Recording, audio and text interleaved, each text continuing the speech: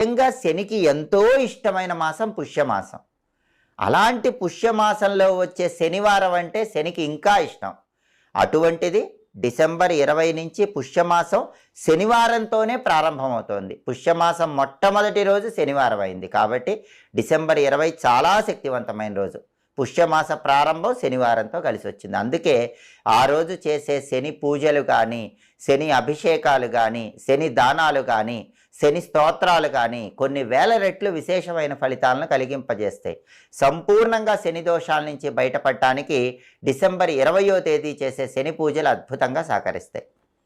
పుష్యమాసంలో ప్రాతకాలంలో ఎవరైతే శనీశ్వరుడికి అభిషేకము అర్చన చేస్తారో వాళ్ళు సమస్త శని దోషాలు తొలగింపజేసుకోవచ్చని ధర్మసింధు అనే గ్రంథంలో చెప్పారు.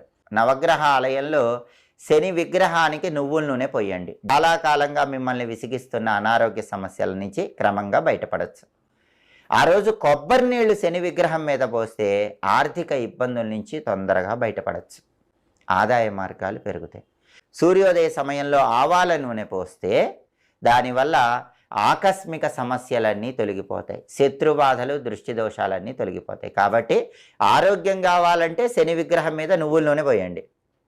ధనం కావాలంటే కొబ్బరి నీళ్లు పోయండి. శత్రుబాధలు, దిష్టి పోవాలంటే ఆవాల నూనె పోయండి. అలాగే శని విగ్రహం పాదాల చెంత నవగ్రహ ఆలయంలో వీలైతే కొద్దిగా రాళ్ల ఉప్పు ఉంచండి. దానివల్ల కూడా అద్భుత ఫలితాలు కలుగుతాయి. ఇలా శని పూజ, శని అభిషేకము నవగ్రహాల్లో శని దగ్గర చేశాక నవగ్రహాల చుట్టూ ప్రదక్షిణలు చేస్తూ ఓం శం శనైశ్చరాయ నమః అని మనసులో అనుకోండి. నవగ్రహాలకు ఎన్ని ప్రదక్షిణలు చేయాలంటే ఖచ్చితంగా 25 ప్రదక్షిణలు చేయాలి. 25 ప్రదక్షిణలు నవగ్రహాల చుట్టూ చేస్తూ ఓం శం శనైశ్చరాయ నమః అనుకోండి.